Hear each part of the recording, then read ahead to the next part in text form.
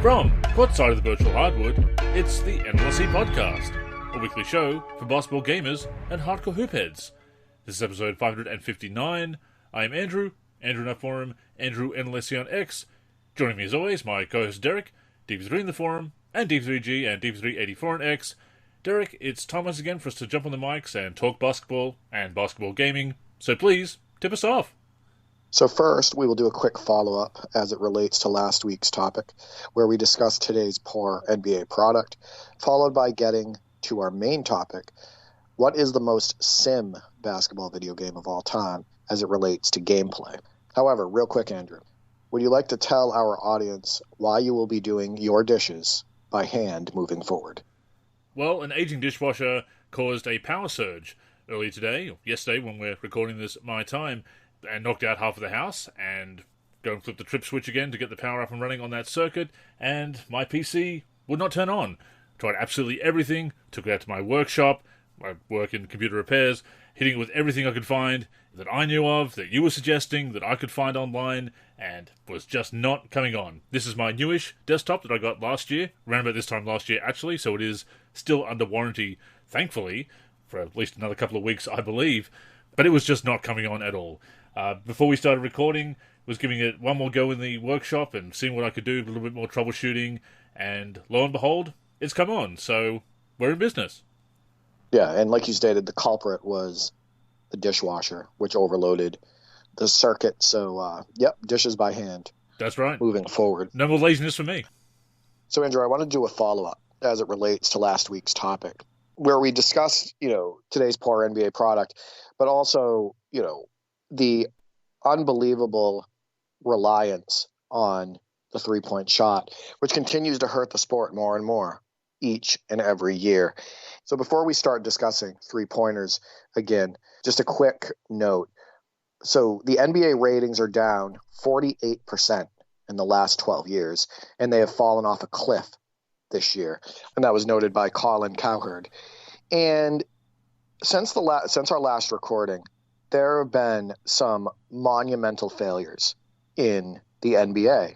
And I kind of wanted to go over those to kind of cement the points that we made last week.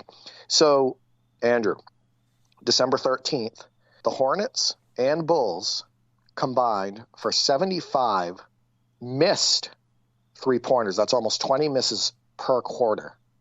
It's the most ever in regulation in NBA history. The Hornets, in this game, shot 8 for 46 from three. The Bulls, 14 for 51. The Hornets' three-point percentage was 17.4. Bulls' three-point percentage, 27.5. But get this, Andrew. 7 fast break points for the Hornets. The Bulls missed 37 threes in this game, and most of those end up being long rebounds. And only 7 fast break points for the Hornets. And the Bulls only had 21. That is absolutely ridiculous. Putrid. That is a lack of discipline. That's a lack of sharing the ball. That's a lack of smart offense. BS that this is the smartest that basketball has ever been played. BS that this is peak evolution of the game. And what people need to understand is that this stuff is going on nightly. But I want to give an example. So December 11th, the Knicks and Hawks played and shot a combined 20 of 81 from three. That's 24%. That's 61 missed threes. And like I stated on Twitter, no true hoophead wants to watch this crap. If you love and respect the game, you cannot enjoy this. It's mindless basketball, a league full of chuckers. And on December 12th, Andrew, there were 3 NBA games. I want to highlight 2 of them, so over half the games. Pelicans versus Kings. Both teams combined to shoot 24 for 71 from 3. That's 47 missed threes. That's a combined 33.8%. Just a reminder that 25 years ago, the average three-point percentage per team was 35.4%. And then in another game that same night, the Celtics played the Pistons, and both teams combined to shoot 27 for 85 from three. 58 missed threes, a percentage of 31.8%. And get this, the Pistons alone shot 7 for 37 from three, which is 19%, and only took 10 free throws. 37 threes attempted, 30 misses, and only took 10 free throws. Andrew, that is dumb basketball. That is talentless, dumb basketball. Like I stated, it's completely unwatchable. It's insulting to the sport. And I wanted to get to a couple other quick points before I throw it over to you. The media, the way they handle this is so stupid. And it's parroting BS. And it's still trying to prop up today's talent and today's product ignorantly. And I am so sick of it. So on Twitter, Trung Fan, he's a writer for At Work Week Inc. He has 704,000 followers, Andrew. It's a big platform. And this is, it's a huge platform. And this is how he opens his statement about Bill Simmons' comments about three-pointers. He says, the NBA is a completely solved game. Bill Simmons has two interesting suggestions on what to do with over-reliance on three-pointers. And this is well after we recorded our podcast and went way more in depth and gave way more options and actually talked about this realistically. But anyway, he states, get rid of corner threes. The line only stays above the break. Cap number of threes allowed per game, say 40 or 50. But I want to get to that first line. He says, the NBA is a completely solved game.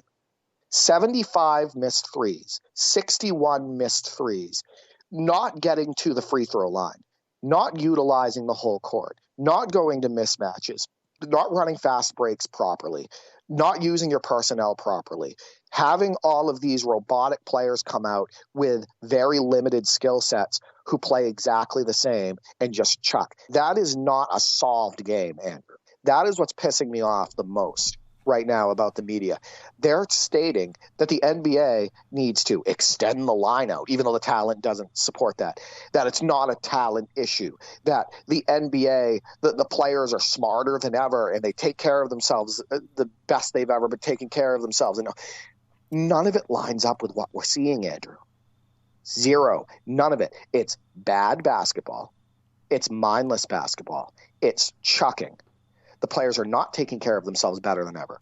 Injuries are at an all-time high. Players have trouble hitting 60 games played. Most players coming into the league are not strong physically. Most players that are coming into the league don't have the balance, coordination, or skill to do a lot of the things past players were able to do in the mid-range, in the post, etc., around the rim.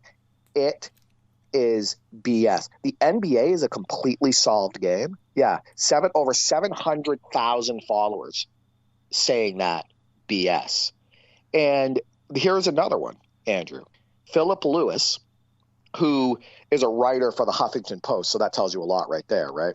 414,000 followers. And this is his comment on December 13th. He quote tweeted a video, and it was highlighting the greatness of the early 2000s NBA. It was highlighting, Dirk Nowitzki and Vince Carter and Kevin Garnett and Chris Webber and Tracy McGrady and Allen Iverson and all the just awesome players that we had back then. Not only awesome players, but awesome teams. Remember, Huffington Post writer, over 400,000 followers. This was his comment. It's so weird because the talent is at least twice better today, but it feels like the product is not. Where are you getting that information from? Twice as good, Andrew? Yeah. Just arbitrary. How is the talent? First off, how is it better today? I want proof. I don't see it. I think we've gone backwards. I think the league is incredibly watered down. So many players play the same. So many players are uncomfortable on so many areas of the floor. The three-point percentage isn't even higher. And you don't have the great mid-range players, the post players. You don't even have great three-point specialists oftentimes in today's NBA. It's just chucking. But this guy, Huffington Post, has he ever touched a basketball? Does he know about basketball? Is he just parroting? Does he have an agenda? What is the media doing? This talent thing is BS. the NBA is a solved game. I am absolutely so sick of it. I would love to have a free platform where I could debate these guys and have it broadcast to millions talking about basketball, its current state, what it was historically, where we have gone wrong on the youth level today, all of that stuff. I am so sick of the media getting away with this, right? So I also want to point out that a lot of comments, the most popular ones under his post was, twice as better, really? Today's talent? I mean, I don't think it's twice as better. But not enough people are bringing up the valid points to shoot down what he said. So, Andrew, sorry that was so long-winded. I wanted to get your thoughts on this. Does this piss you off as much as it pisses me off? It does. It does, and the lack of pushing back on the narratives, and anybody who does push back or try to argue the point is written off as an old head, out of touch. Oh, you're a hater, whatever ad hominem they're running with that particular day. You know, we talked last week about how this is analytics-driven, which it obviously is. You brought up some stats there that goes back to my point last week, that we need to put those stats out there, and people with a platform, like these people who have these big platforms, these followings, who should know hoop and should be making these points, should be saying, look at the lack of fast break points, despite the supposed better athletes, more skilled players, faster game, etc., because there are just so many missed. None of that is true. None of those points you just made, none of that is true. And I also want to point, I want to point something out. Nothing in analytics says that missing 33s and only taking 10 free throws is a winning strategy. No stats, analytics, or in any review of common sense would ever tell you that is smart basketball. The running from three-point line to three-point line, jacking up shots, not throwing in a pump fake and driving in every now and then, not putting your head down and getting to the rim in the wide open paint, not going to mismatches. There are no analytics that support this. Zero. Like I said, the only thing that people say is a three is worth more than two, and they never, ever get to the bottom of all the other issues related to chucking all game. That's all I'm going to say about that. The athletes are not better today. The talent is absolutely not better today. The highlights are not better today. Less of the court is being utilized than ever. There are more bricks going up than ever today. Give me a break. I see it for what it is. It is a piss poor, crappy product, and the sport is in really, really bad shape overall right now. No, I absolutely agree. And again, these stats need to be pointed out, that it is not resulting in fast break points, that it's not resulting in efficient shooting, in high shooting percentages. We noted this last week, of course, and as you noted again, that many missed threes is ugly basketball. It's watching that many misses per game. That does not indicate a higher level of skill, which goes back to what we said last week.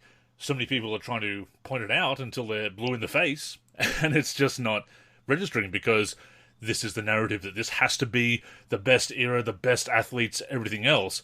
And I understand wanting to promote the product and talk about the stars of the NBA in today's league and not always be focusing on the past, because yes, we do need to move forward, obviously, and promote the now. But to that point, how much of the league do they truly promote? And on that note, look at how some people are pushing for this idea for LeBron, who has taken a leave of absence from the Lakers, to get traded to the Warriors to team up with Steph Curry. Why does LeBron deserve to contend for another championship? Why does any player deserve it? Obviously you want the stars there in the finals and so forth, but are you saying that, Michael Jordan should have been traded to the Lakers or the Spurs in his last season with the Wizards so he could have gone out on top? Would I have kind of enjoyed that? I suppose. Not as much as going out on top with the Bulls, obviously, but it's not owed to MJ or LeBron or Kobe or anyone else. Not every player gets to finish their career on a high. It doesn't mean that they haven't had a fantastic career. And that has been another big problem with the league. These super teams, which obviously LeBron championed with the whole taking his talents to South Beach back in 2010 with the decision, as we know. But it's focusing on, we just need to have the stars all playing together in the same big markets. Who cares about promoting the rest of the league, the rest of the players? This is something the league should do to increase its popularity. Not these false narratives about the best ever, twice as good as back in the day, again, by no measurable metric, as you said, and just the chucking of threes has just It's no surprise that people are tuning out of the games because this is not good basketball. And the numbers, they talk about the analytics telling us this is a solved game or this is the way to play. Well, the numbers say that nobody wants to watch this garbage. Well, honestly, as it relates to the LeBron Warriors thing, I don't care at this point. There are so many problems with today's product that is incredibly small in comparison. I don't care how he finishes his career. I don't care if he never comes back, to be completely honest with you, because I don't think he's good for the game right now. I think that overall, as you're talking about marketing, I think that the NBA does a piss poor job of marketing their product over the last few years. I think they do a piss poor job of showing off small market teams, certain players, etc. But it's kind of hard to show off a crappy product, Andrew. True. Right? Yeah. Like, I got to be completely honest with you. I see today's action, and I can't pull out any good highlights. That's one of the funny things. Is they talk about this being the most athletic ever that the NBA has ever been, which is a complete BS. But almost all players today play below the rim. They're either out there set shooting, they're jacking up threes, they're playing 23 feet away from the basket. They do not attack the rim with strength. They oftentimes have poor footwork. You don't see any flashy finishes, or if you do, they're very rare. Give me a break. The highlights were 10 times better, 20 times better, in my opinion, in the 80s, 90s, early 2000s, mid 2000s, even early 2010s. The NBA now, overall, is incredibly soft. The players are soft. I believe there was a study that said that testosterone levels have dropped around 30%, Andrew, since the 90s. And you're seeing a lot of players come in. Some of those rookies, I showed a picture of this. Some of these rookies look like they're 14 years old. 14 or 15 years old. And they're coming into the league, and sure, they can chuck up threes. I can go to the rec right now and chuck up threes, Andrew. But they have no physicality to their game. They're incredibly limited in all areas inside the three-point line. Most of the time, they can't shoot the free ball that well either. They can't take contact at the rim. They are weak in comparison to many past decades of hoop. It's not a strong product. It doesn't feel like real competition. The physicality has been taken out of the game. It looks ridiculous. When you have about 100 threes going up in a game and 75 are missed, you want to tell me that this is the greatest set of talent that we have in the NBA? I am calling complete BS. It doesn't line up at all with what I know from past basketball, from watching it, from playing it, all of that stuff. This is the worst the NBA product has ever been, in my opinion. I got to be honest with you. The worst it has ever been, especially at least in my lifetime, absolutely the worst it's ever been. And in my lifetime, I would say this is the weakest talent-wise the league has been. And I will stand by that. So anyway, I think the other issues really quick before we get to our main topic, Andrew, is effort. The lack of effort on the court, and a lot of people are pointing this out now, is so concerning. You literally have players who are just standing around on defense on multiple possessions in a row. They are jogging. They are not working hard. They are not working hard for rebounds. It is a piss poor effort. Who wants to watch that? You know what people want to watch, Andrew? They want to watch two teams go at it. They want true competition, right? And I feel like that's what we had when we were watching basketball growing up in the 90s and the 2000s. You felt like you were watching two teams really go at it with some of the best athletes and talents in the world. And we are not seeing that right now. I mean, if you're getting young players getting paid $35, $40 million a year before they've even established themselves as a top 10 player in the current NBA, let alone an all-time great, then what incentive do they have to put in that effort? I know that sounds like a very lazy reasoning or very easy answer, but I think it is part of it, that they're getting paid either way and they've got all these other opportunities. You talk about the side quests in my career, being a rapper or a fashion icon. as much as I've ragged on that in my career, and I don't think it should be part of my career, quite frankly, but at the same time, it is kind of sim in a way, as a preview of what is sim in a sim game. Certainly it seems like some players are trying to be more than just basketball players, or certainly not dedicating themselves to the career. And I want to highlight a player here, Derek. Elvin Hayes. We've talked before about how the GOAT debate, or the all-time great players debate, is distilled down to two players usually, maybe a few. So many great players are not mentioned. Elvin Hayes. You know Elvin Hayes, obviously, Derek. You know your NBA history. 16 years in the league. 1,303 games. That's just 9 games that he missed in 16 seasons. Played 50,000 minutes. Multiple years playing over 3,000 minutes, for over 40 minutes per game. He is one of 4 players, if I recall correctly, to have at least 27,000 points and 16,000 rebounds. That is a very rare list to be on. And what does everybody say these days, Derek? Oh, look at the unique stats that people have. Elvin Hayes, champion, all-star, has a lot of unique stats, and yet he is not brought up in any historical conversations or debates. There's actually a lot of players like that from back then. Absolutely. Who are putting up monster numbers. Look at Dave Cowens. Exactly. Go take a look at his rebounds, right? And what he was doing for those Celtics championship teams. I could go down a laundry list of names, but the biggest thing that stands out about the Elvin Hayes piece is the amount of minutes and the amount of games he missed, right? Yeah. He barely missed any time in 16 years in a more physical era. Yeah. Go back and watch 70s games. There's still plenty on YouTube. Like watch Warriors versus Bullets, etc. And you're going to see that the game was incredibly physical back then in the 70s. And the fact that he could do that back then, but you can't even have players play 60 games. Now you have people being load managed constantly. You have players getting injured constantly. Get out of here with that stuff. This is the weakest era of athletes, especially in the NBA, but the weakest era of athletes that I have seen by far in my lifetime. And they're also the most coddled, like you mentioned. The coddling is just unbelievable. The amount of guaranteed money that these players get paid is stupid. They're coming into the league so raw, and they'll probably never develop into a top-tier player anyway because of their come-up and because of the trading methods in the NBA now. But they're coming into the league, and oftentimes in a few years, they are set for life, whether they produce or not. And, yeah, that also hurts the product. I don't think the players today are hungry.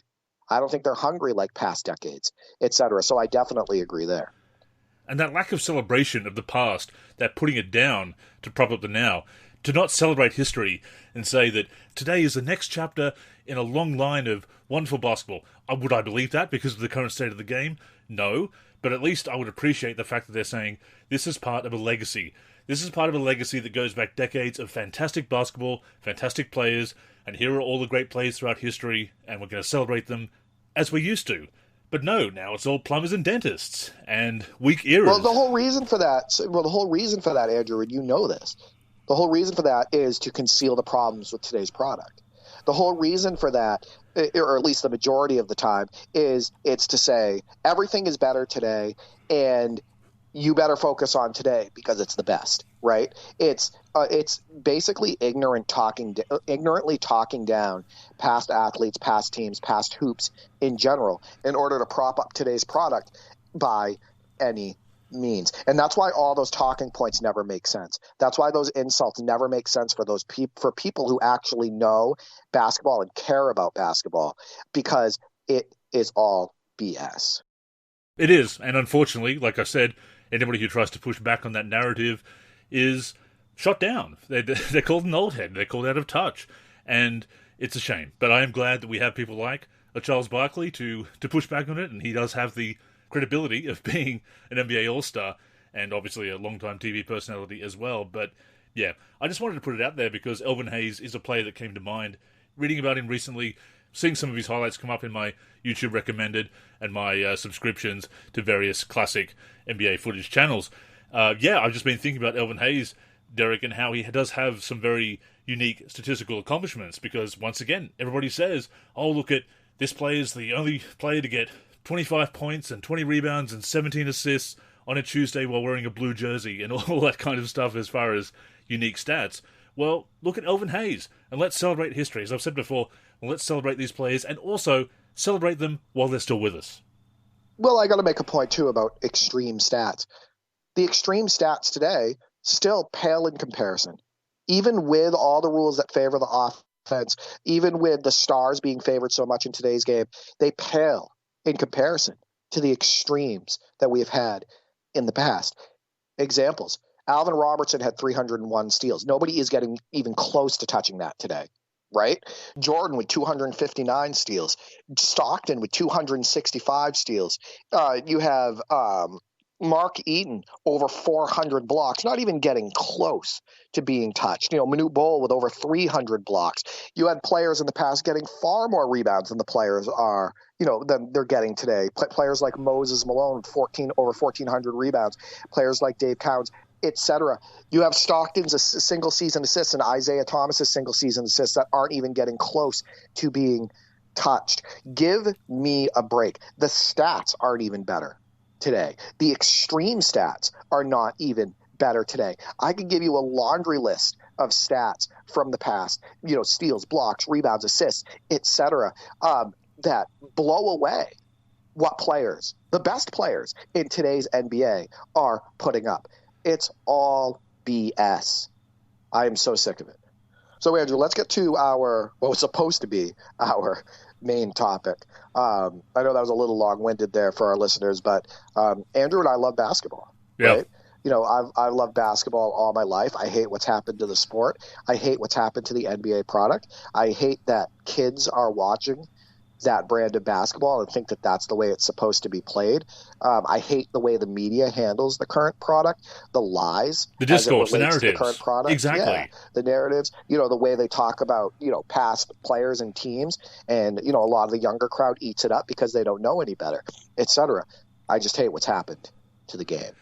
It's hard not to want to push back and to say, hey, we do know what we're talking about here, and there was some great basketball back in the day, and we can appreciate that. It doesn't mean you have to hate the modern game, although we certainly don't really care for it, but respect history. Once again, respect history. Last thing I'll say about this, Andrew. I don't know if you noticed this, but for every one of my stances, for every critique that I have backup, right? I will stand by it. I have examples that I can provide, etc.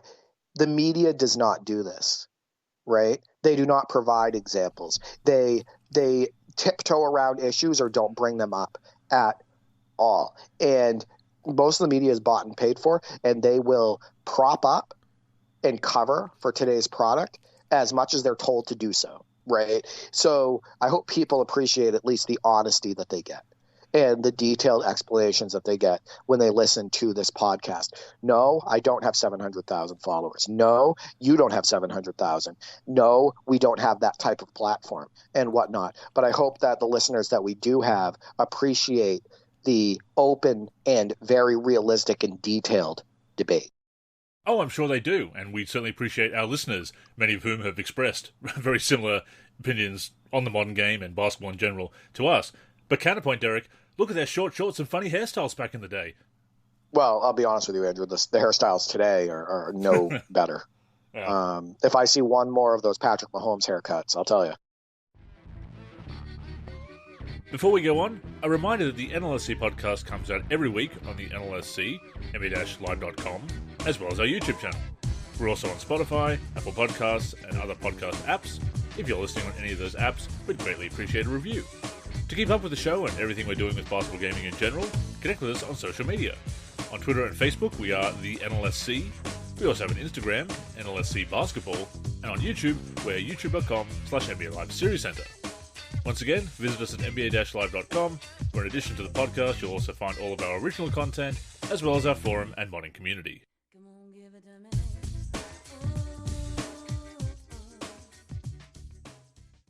Let's get to our second main topic, we'll call it today.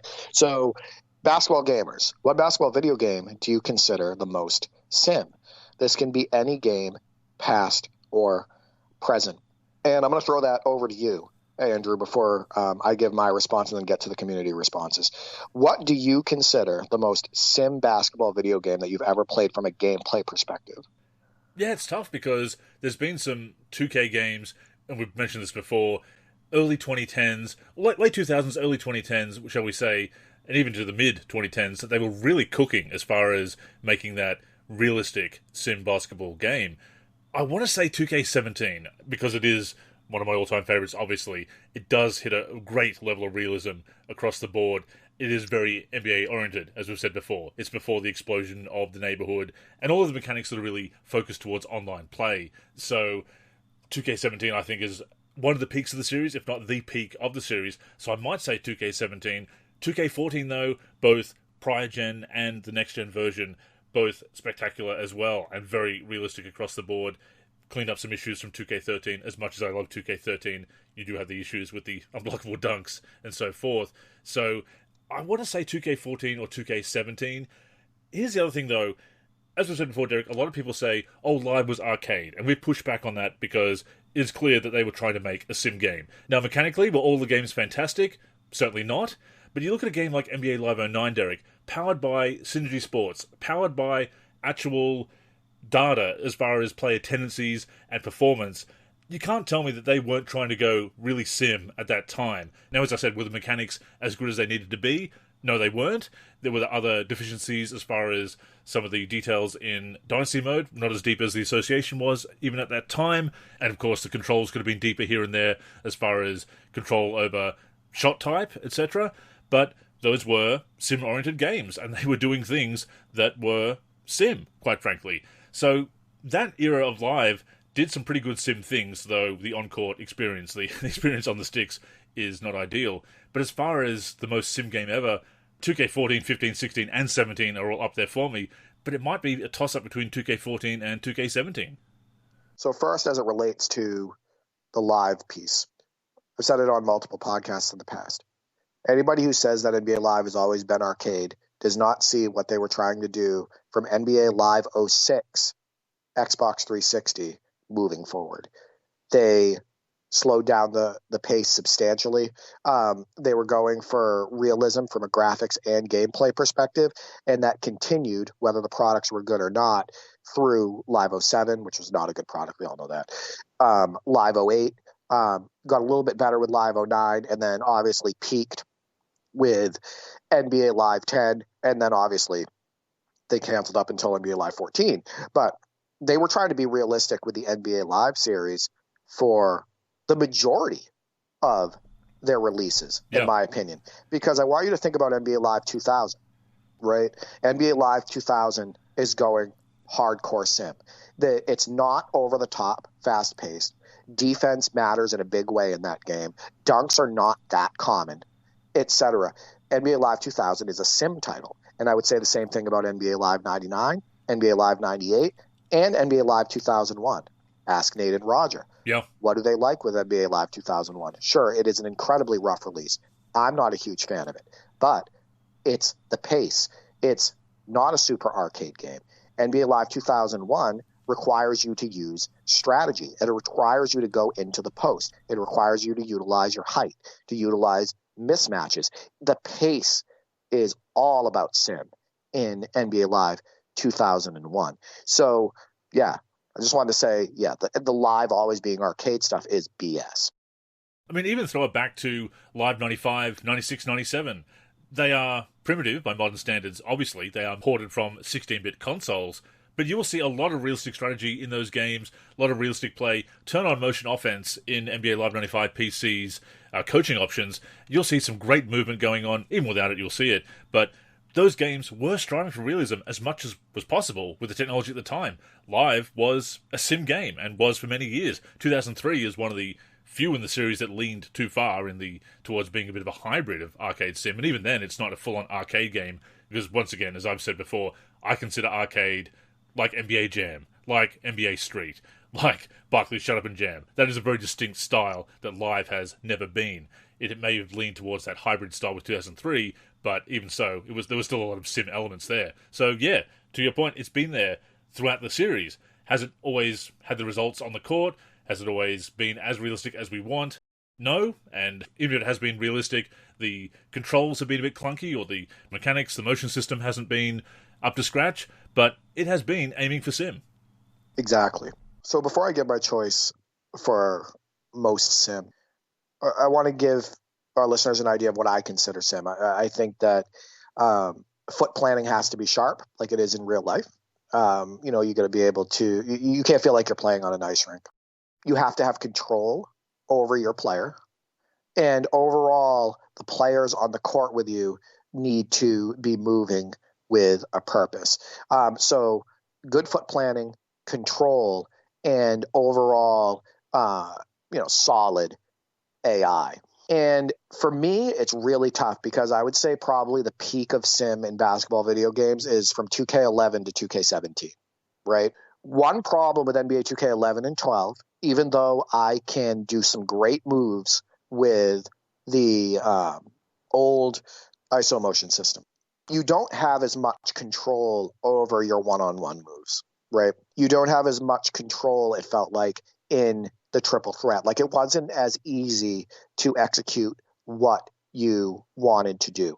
So because of those reasons, I think those games are incredibly solid.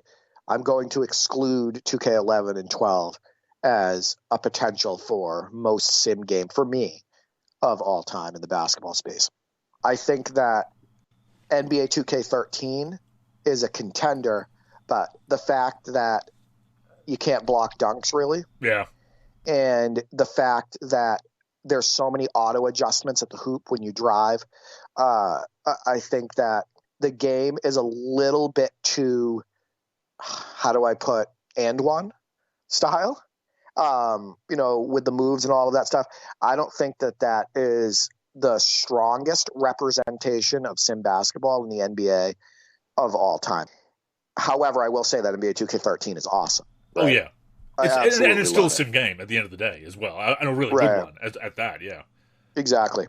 NBA 2K14 for the PC, I think actually produces even a little bit more of a sim feel product than NBA 2K14 for the Xbox One. I love both. In fact, a lot of times I can enjoy the Xbox One version more. But we've talked about it on previous shows. On the Xbox One version, there's definitely a lot more forward movement with your momentum, with your moves, right? Where a lot of times you don't feel like you have control of your player. I also feel like rebounding is worse on the Xbox One version than the PC version. I think that 2K14 PC has an amazing balance on offense and defense. I think overall the AI is competent, and just the overall feel of posting up, your dribble moves, all of that stuff. Like, I just feel like NBA 2K14 PC is a super contender for the most sim feeling basketball game of all time. It's also one of the reasons why it's still popular today, Andrew. Oh, yeah. Right? Heavily modded. You see a lot of people still playing that. It was well optimized for PCs as well, which doesn't hurt. But people still speak very fondly about the gameplay for NBA 2K14 PC. However, one thing that I didn't like as that much about NBA 2K14 for the PC is the lack of ability to drop step dunk, do a lot of dunks under the rim. A lot of times in that game, it felt like there was a lack of burst when you tried to make like a quick move, etc. And there were no signature size ups in that game either on Xbox One or the PC version. They hadn't brought that in yet. So you were missing some authenticity, I would say, in NBA 2K14. So that gets me to 2K15, 2K16, and 2K17. I am going to actually give my choice. It's a tie. And the tie is between NBA 2K16 and NBA 2K17. Fair, yeah. And the reason is because NBA 2K16 has a big advantage over 2K17 in relation to it doesn't have the brick wall defense problem, right?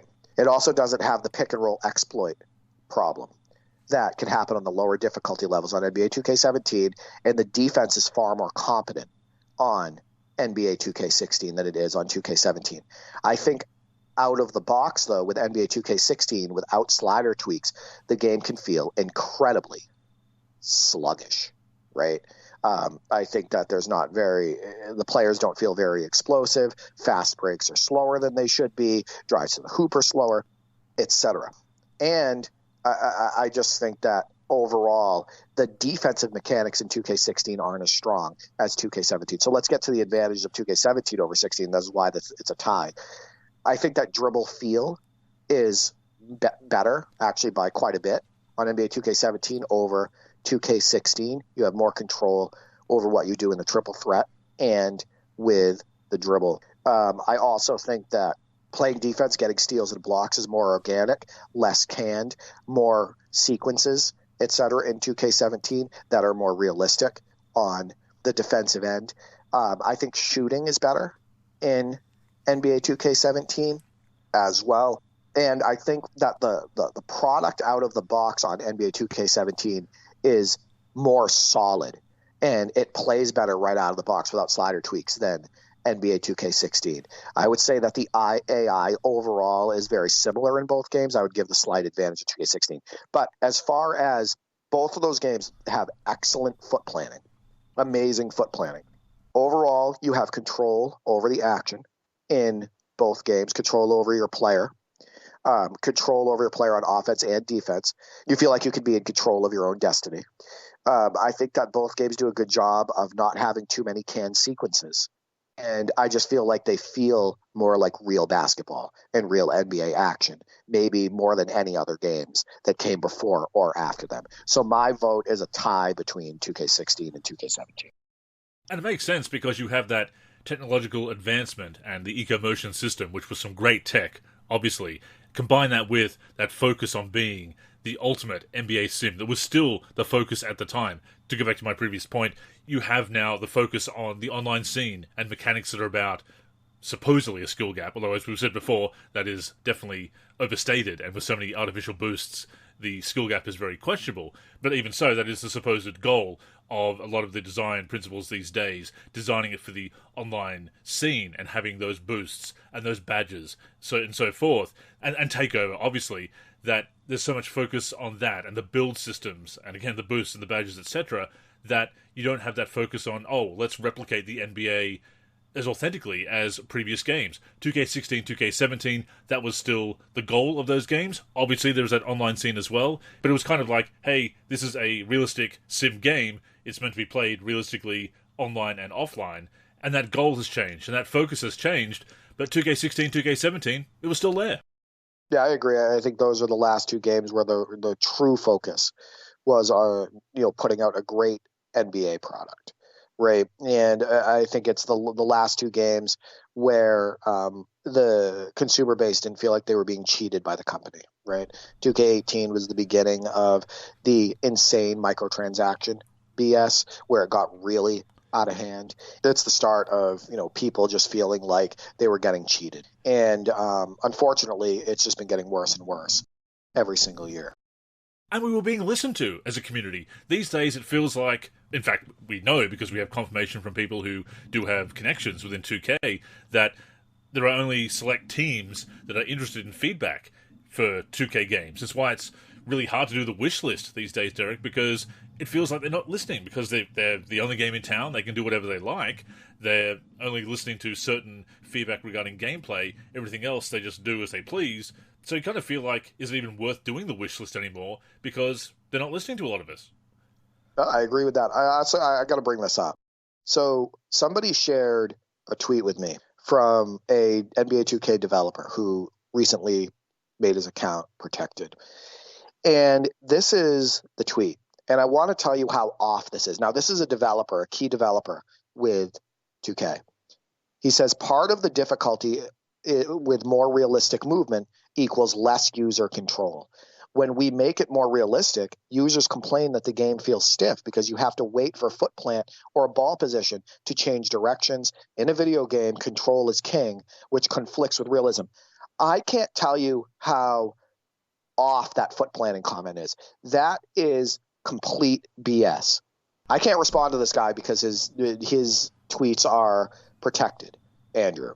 And I don't follow him, so I can't interact, right? We have had amazing foot planning in the past in 2K17, 2K16, Yeah. 2K15, It's been done. 2K14, etc. And it was the exact opposite of stiff, and the movements felt realistic, and we felt like we were in control. Now, when you try to change directions in the newer games with this motion sensor system from since 2K18, it's incredibly janky. It looks ridiculous. They're like stuttering through the change of direction. And oftentimes it also feels incredibly slow and compared to the way a player would move in real life, an athlete would move in real life. That is complete BS. That statement makes absolutely no sense, and it goes against absolutely everything we know from prior 2K games when they weren't using this motion system. And there's also incredibly smooth animations that are authentic that, like, I'm going to give you an example. Size ups that were in NBA 2K15, 16, and 17 for the players, the way those played out, the way you bursted off of them, the way your foot hit the court on every single step, all the way up until takeoff, etc. That was all super smooth, not stiff, etc. So no, I don't want to hear that. I'm absolutely sick of the shooting down of valid critiques, valid criticisms, good advice, right? You told me, what happened with EA when they pushed out the old guard who were telling them, listen, this is a good idea. And they just wouldn't listen to you. Exactly. Right? Yeah. What happened with that? Yeah. What happened with the NBA Live series after they pushed out the old guard and tried to cater to 14 and 15-year-olds, and make their games not as deep and not attack all demographics, and it's not even put roster editing in their games? What happened? Didn't help, that's right? for sure. Yeah, it didn't help, exactly. So the point I want to make is stop shooting down absolutely valid critiques and criticisms, right? And stop disregarding the truths of the past, because I could give countless examples on video that prove what he just said is not accurate in any way. So anyway, I just wanted to point that out before the community responses, Andrew. Absolutely, and it's also disheartening to see developers who once championed the sim style and realism in games kind of excuse the move away from it. Yeah, it really is.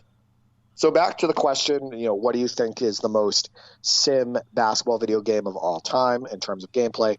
T. Gentry, so at Bucky T, states, even though I love 2K10, 11, 12, 13, 14, 15, 17, and 19, I'd have to go with 2K16. This game is the 2K where you feel if you make a mistake on either offense or defense, that it's your issue, not the game's mechanics per se. Sometimes I feel like he knows what I'm going to say before I'm going to say it. Yeah. Andrew, him and I have a lot of the same views on basketball video games, but yeah, I definitely agree with him. No, 2K16 is definitely up there. Like I said, that is a very strong era for NBA 2K, at least at the beginning of that generation. 2K14, 15, 16, 17, 18 is that turning point, as we've discussed on many shows, and I stick by that. I know some people do like 2K18. I'm not going to tell people that they're not allowed to like it. As we said in a previous show, like what you like, and don't let us tell you that, no, you're wrong for liking it, but we will certainly respectfully disagree and give our reasons for that. Roy states, 2K12 for me, that game, the first time I played it, felt so real and like real basketball. Also 2K13, also, but 12 really did bring that real sim style, at least for me. I think NBA 2K11 and NBA 2K12 are contenders. I said that earlier. I think that a little bit of lack of control in the post and with the ball handling and triple threat, I think that's what made it so they didn't propel to my number one choice. But yeah, I think 2K11 and 2K12 are really solid sim basketball games.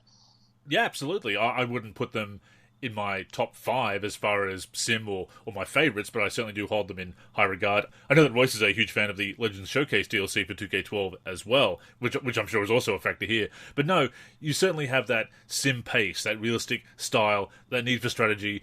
I'm not a fan of the isomotion controls, as I've said, but as far as nailing the pace and the animations, you posted that 2K11 video a few months back, Derek. Actually, it might have been last year. Time just flies, obviously. But how many comments did we get on that video praising how realistic that looked with you on the sticks playing that sim style? When a game is that realistic and lets you play that realistically, it comes through in the gameplay footage. Yeah, people want to check out that video. It's NBA 2K11 Celtics versus Lakers, and you can just put that in and then follow it up with the NLSC in the YouTube search or whatnot. You can find that video. Yeah, Royce loves the Legends, by the way, so I definitely agree there. His follow-up comment was also the respect paid to the Legends in that game is all what made it so great. And obviously 2K12, they did an excellent job paying respects to the Legends of the game in those teams. Roger Ward states 2K14, 2K19, and Live 05 and Live 06. Again, Live was not always shooting for arcade, and I see where Roger is coming from. Like, if you play NBA Live 05 and Live 06, you definitely feel like there's great foot planning. You feel like you have control of your dribble and the moves that you execute, and it's definitely fun to play defense. I do think that there's a few too many canned moments in those games, which make it so they don't hit the top of my list. But yeah, Live 05 and Live 06, they were going for sim hoops. He also mentioned NBA 2K14, Andrew, which is right there near the top of my list. I agree. It's a very sim product. And he says 2K19. I think with slider tweaks, NBA 2K19 can definitely play more sim. Agreed. And it can be really fun. No, for sure. And NBA Live 2005 and 06, they're on my list as well. They didn't come immediately to mind for me as far as the best, because I do think they show their age a bit more than 2K14, etc. They obviously are a generation behind. And when I talk about 06, I am talking about the PC version. Although I do think the 360 version, Derek, is underrated, a little bit underappreciated, because we've played it. The gameplay, apart from the fact that it's 30 FPS, of course, is solid. The gameplay and the graphics were not the problem with Live 06. Go back and look at contemporary reviews. People noted that the gameplay, despite the lack of freestyle superstars, was pretty fun, felt pretty good, and you've had the slider tweaks to make it even more to your liking, in most cases, for most people anyway, but it doesn't have the depth. The Legends were gone. The retro jerseys were gone. Dynasty Mode wasn't ported over. Just such a huge mistake at the beginning of the generation. But NBA Live 06 PC, one of the best releases. My pick for the best release in the series, the best all-around game. I know Live 10 is up there for a lot of people, myself included, but Live 06 PC is one of the top games, and it should be on this list. And of course, Freestyle Superstars is divisive, but here's the thing about 06, Derek. You can turn off all the Freestyle Superstars movesets. You can play without it. And when you do, you get some of the enhancements over 2005, better fast breaks, players not stopping on the catches, on the break, and bringing the break to a grinding halt. So you get those enhancements. Plus you can turn off the Freestyle Superstars if you find that overpowering or not sim enough. So it can just be an enhanced version of Live 2005 then. With that being said, I do love 2005 as well. So yeah, definite high points in the series. And yeah, I understand why they're on the list. They're on mine as well. But they weren't my picks as the best, because I do think that 2K14 through 2K17, just a bit more technologically advanced and deeper overall. Yeah, as it relates to NBA Live 06 for the 360, the depth was very poor, which didn't help. But I think one of the things that hurt the game the most is a lack of a good camera view. Oh, that too. Like gameplay is paramount, right? And you want a good view of the action. And there were no good camera views really in that game. There wasn't a broadcast view. There wasn't a true broadcast view.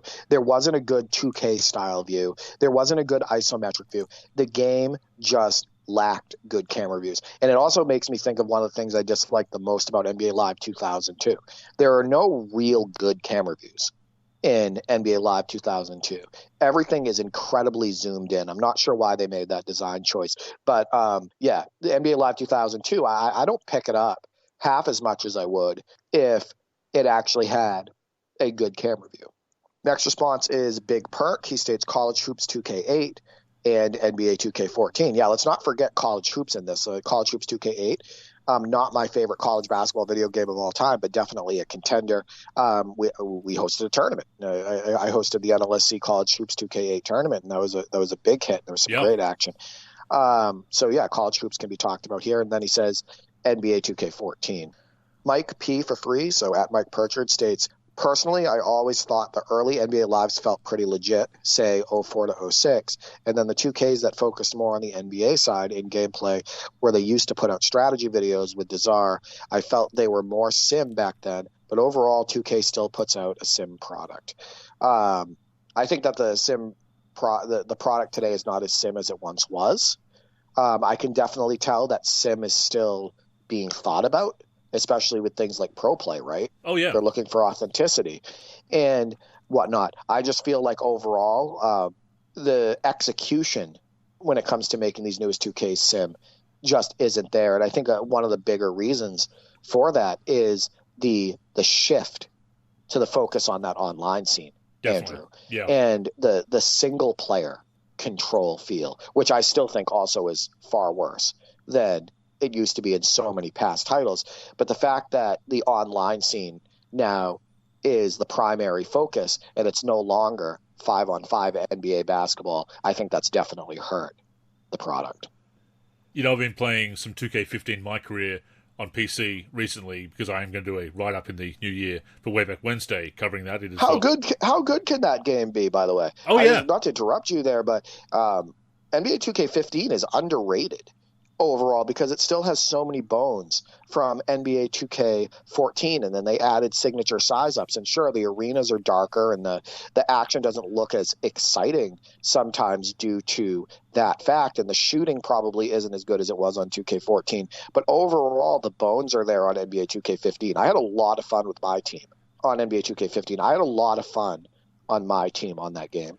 Oh, yeah, I didn't spend enough time with it back in the day because I was trying to give Live 15 a chance, and Live 15 is a game that I do enjoy for what it is, but 2K15 definitely the superior product and holds up well. I'm really having a blast with it. And to that point, Derek, playing with Terry Hansen is my avatar now in my career. Well, in 2K15 my career, in 2K14 my career, it's still me.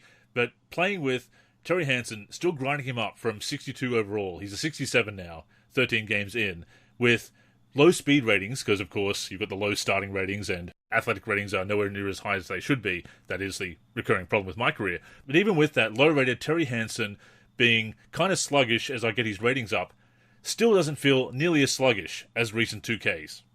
That's not a surprise at all. We've talked about that on many past shows, about the poor design when it comes to lower overall players and just players in general a lot of times in the newer 2Ks. The Cyber Athlete, Andrew says College Hoops 2K8, so another vote for that title.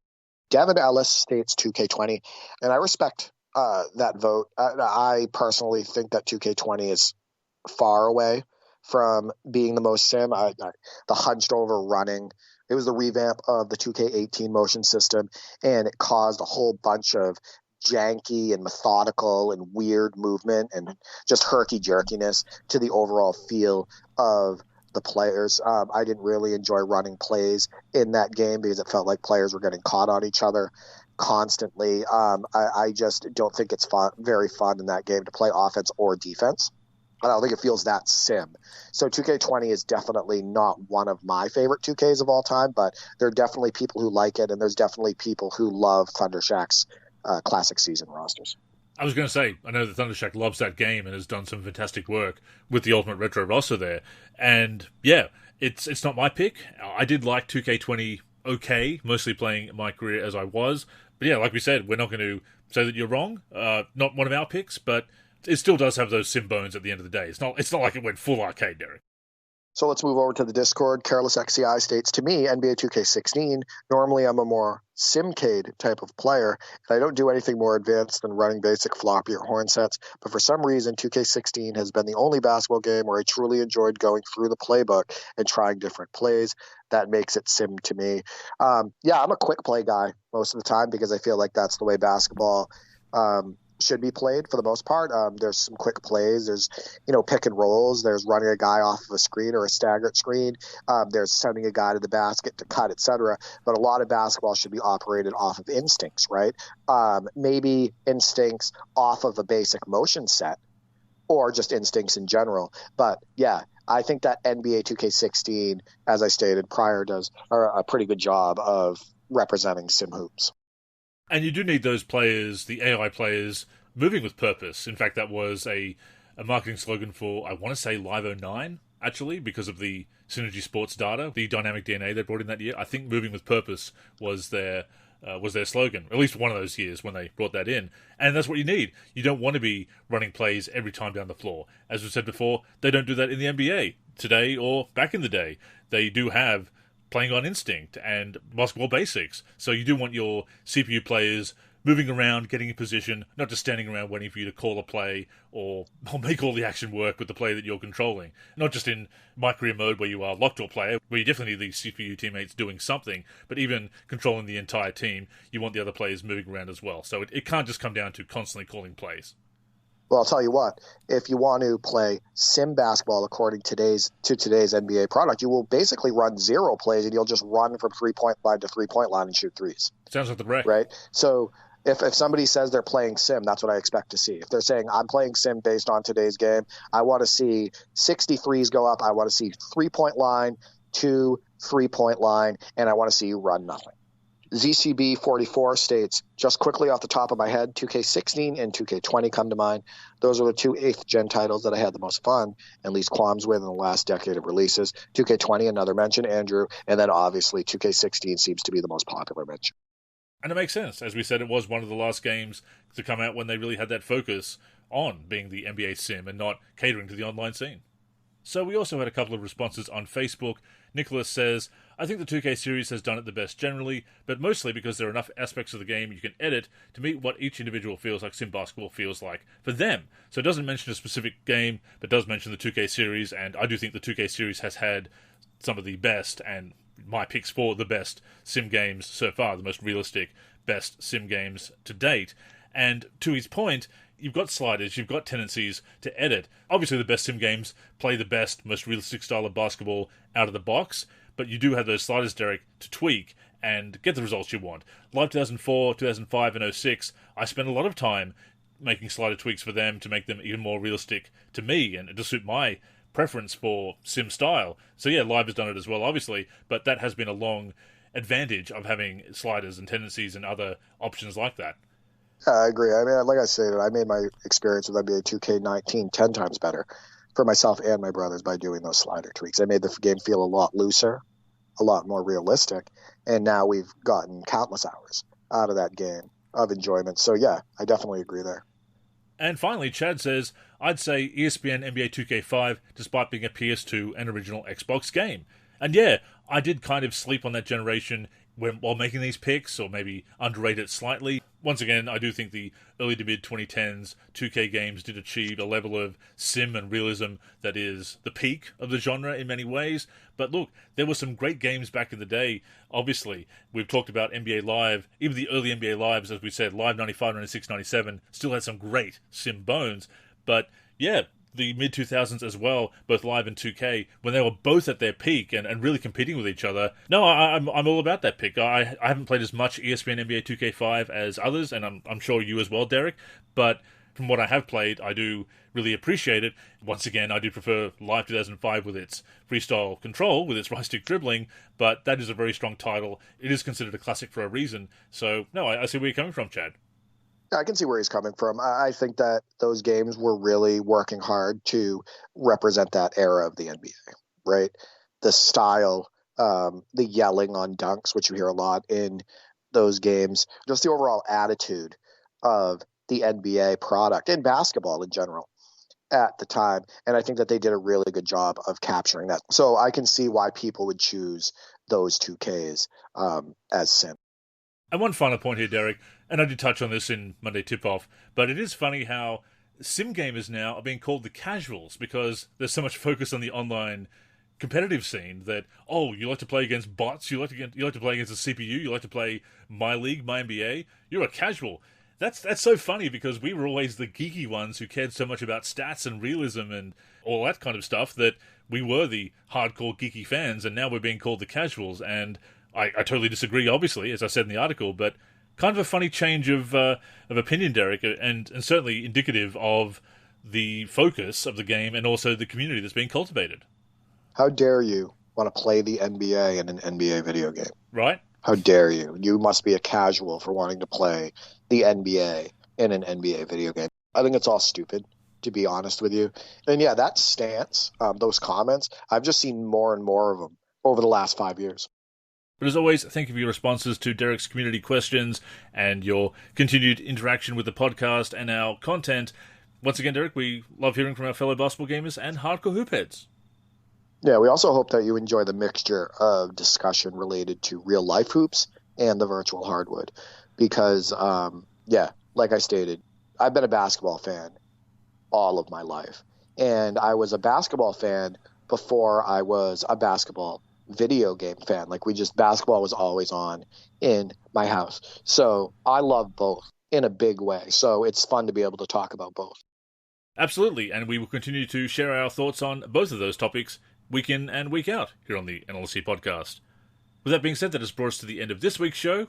As always, thank you for tuning in, and please join us again next week and every week on the NLSC, nb-live.com, our YouTube channel, or wherever you listen to podcasts. In the meantime, make sure you're following us on social media. That's where you can get in touch with us, and of course, stay up to date with all of our content. So Derek, go ahead and plug the handles. Yeah, you can reach me on X, formerly known as Twitter, at D43G and at D4384. I'm also on the NLSC, D43, and on YouTube, D43. As for me, I'm Andrew in the forum and Andrew NLSC on X. The NLSC is on X and Facebook at the NLSC. We're also NLSC Basketball on Instagram and Threads. We're on YouTube at NBA Live Series Center. And of course, keep a look to the NLSC itself, nb-live.com, for everything we do for basketball video games. So, thank you once again for tuning in, and until next time, I'm Andrew. And I'm Derek. Go get buckets, everyone.